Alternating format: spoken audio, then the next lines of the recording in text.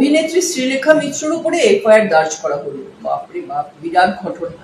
কারণটা কি? এফআইআর কেন করা হলো হঠাৎ শ্রীলেখা মিত্রর উপরে? কারণটা হচ্ছে তিনি নাকি প্রধানমন্ত্রীর একটি কুরুচিকর ছবি কোন একটি মিটিং মিছিলে দেখিয়েছেন, সেই কারণে তার উপরে এফআইআর করেছেন বিজেপির এক নেত্রী কেয়া ঘোষ। একেবারে দৌড়তে গিয়ে কোনো দেরি না করে একেবারে শ্রীলেখা মিত্রকে এফআইআর করে দিয়ে চলে এসছে।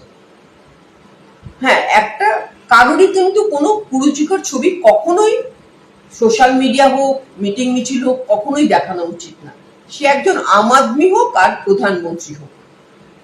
শ্রীলেখা মিত্র অবশ্য বলছেন ওই ছবিটি তিনি খেয়াল করতে পারেননি, চোখে তার সানগ্লাস ছিল, অত ভিড় অত শোরগোল হতেই পারে, অত লোকজনের মধ্যে সেটা খেয়াল করতে পারেনি।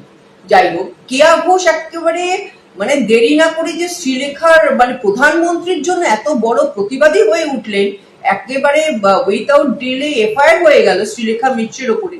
কিন্তু এই যে মমতা ব্যানার্জি, তিনি তিনবার আমাদের পশ্চিমবঙ্গের মুখ্যমন্ত্রী রয়েছেন, তার উপরে তিনি একজন নারী, তার ওপরে যে আপনাদের মানে ভক্তরা এই রাতে দিনে যে সোশ্যাল মিডিয়া এত কুরুচিকর ছবি পোস্ট করছে মমতা ব্যানার্জিকে নিয়ে, সেগুলো কি কেয়া দিদিমণি একটু চোখে দেখতে পান না? আপনি নরেন্দ্র মোদীর জন্য শুধু দরদ দেখালে হবে? আমাদের মমতা দিদির জন্য একটু দরদ দেখান, তাহলে তো একটা ব্যালেন্সের ব্যাপার থাকে, তাহলে তো আমরা বুঝবো সত্যিকারেরই আপনি কুরুচি ছবি মানে প্রতিবাদী। আপনারা মানে সেদিন শুনলাম মুখ্যমন্ত্রী বলছেন এমন শাস্তি দেব মানে 3 পুরুষ অব্দি মনে থাকবে। মানে এগুলো তো মানে পুরো হিটলারের থেকেও বেশি মানে কঠিন শাসন ব্যবস্থা বিজেপি মানে দেখাতে চাইছে। হিন্দিতে যাকে বলে নয়ে নবেলি সরকার আবি আবি বানি হ্যাঁ ওয়েস্ট বেঙ্গল মে। তো নতুন এসেই যদি সরকারে আপনারা এত কড়া কঠিন শাসন ব্যবস্থা স্থাপন করতে চান, মানুষ সেটা ভালোভাবে নেবে তো? একবার মনকে জিজ্ঞেস করেছেন তো? আপনারা তো এখন একটা মানে চোখে সবাই রঙিন চশমা পরে ঘুরে বেড়াচ্ছেন বিজেপির নেতা নেত্রী মন্ত্রীগণেরা। মানুষ আপনাদের কতটা পছন্দ করছে সেটা ভাবুন। মানুষই সরকারকে বসায়, মানুষই সরকারকে সরায়, এটা মাথায় রাখুন। আপনারা এসেই যে কঠিন শাসন ব্যবস্থা, বাপরে, একেবারে লিস্ট করে মুখ্যমন্ত্রী নাম করছেন, মানে এদের আমি জেলে পাঠাবো, এমন শাস্তি দেব 3 পুরুষ মনে রাখবে। এগুলো তো যুব সমাজ ঠিকভাবে নেবে না। এই যে সদ্য যে আন্দোলনটি করে শিক্ষামন্ত্রীকে সরিয়ে দেওয়া হলো, তাতেও কি আপনারা কোনো শিক্ষা পান না? যে শিক্ষা মানে কি বলবো, মানে ওই শাসন ব্যবস্থায় এসে যদি কোনো সরকার খুব বেশি বাড়াবাড়ি করে ফেলে, তাহলে কিন্তু সেই সরকারের জন্য বিপদ। মানুষ ভালোভাবে নেবে না, মানুষ আপনাদের সরিয়ে দেবে। যেইভাবে এনেছে ভোট দিয়ে, আবার ভোট দিয়ে আপনাদের সরিয়ে দেবে। এফআইআর মানে শ্রীলেখা মিত্রের উপরে কতটা যুক্তিসঙ্গত হয়েছে, আমার তো মনে হয় আপনি একটু বেশি বাড়াবাড়ি করে ফেলেছেন। কুরুচিকর ছবি কখনোই কাউকে দেখানো উচিত নয়, কিন্তু শ্রীলেখাকে সেটা বলাও যেতে পারতো যে এটা কেন দেখানো হয়েছে, দেখানো ঠিক হয়নি। তাহলে শ্রীলেখা আমার যা মনে হয় বুদ্ধিমতী, সে বুঝে যেত ব্যাপারটা। যাই হোক বন্ধুরা, বিজেপির এই 3 মাস এখনো হয়নি, হবে করছে। এই শাসন ব্যবস্থা তোমাদের কার কেমন লাগছে?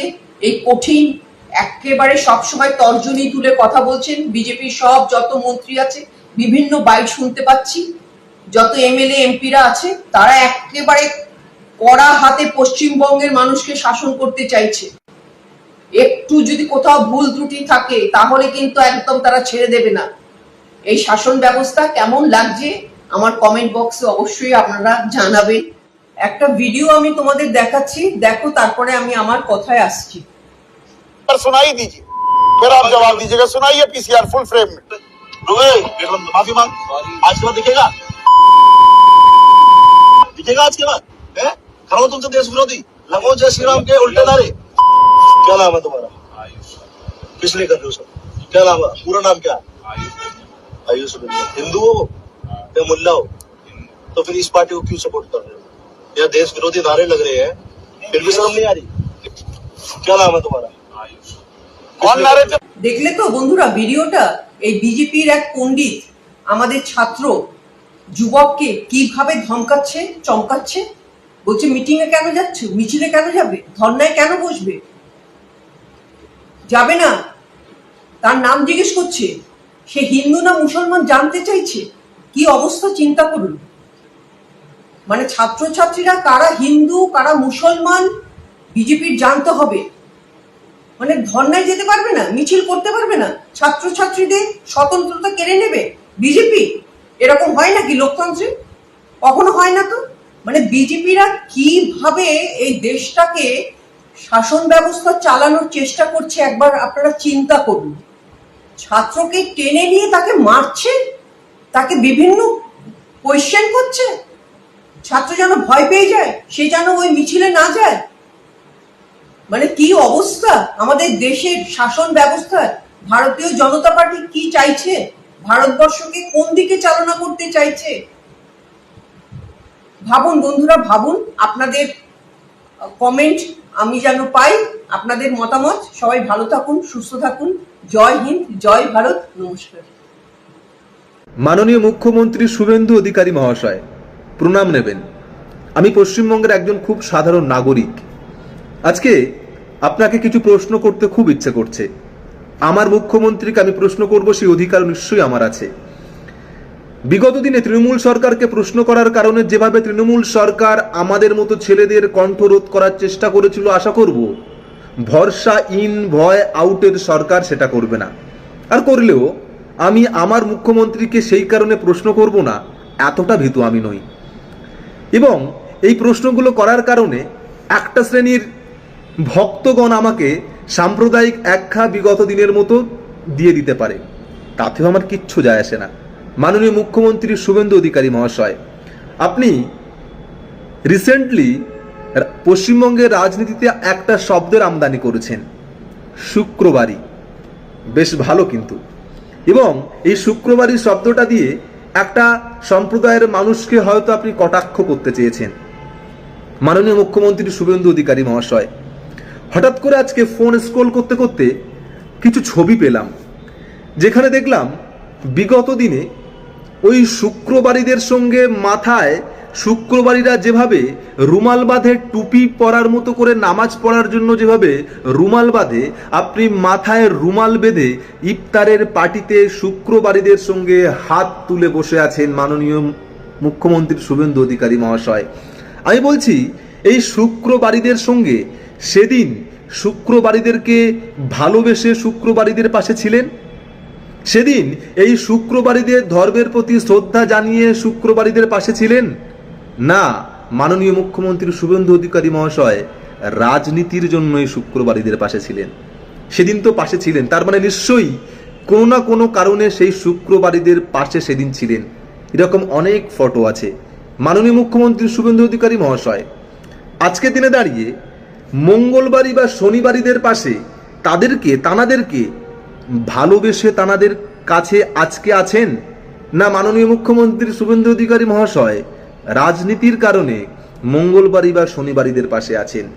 জানতে খুব ইচ্ছে করছে মাননীয় মুখ্যমন্ত্রী শুভেন্দু অধিকারী মহাশয়।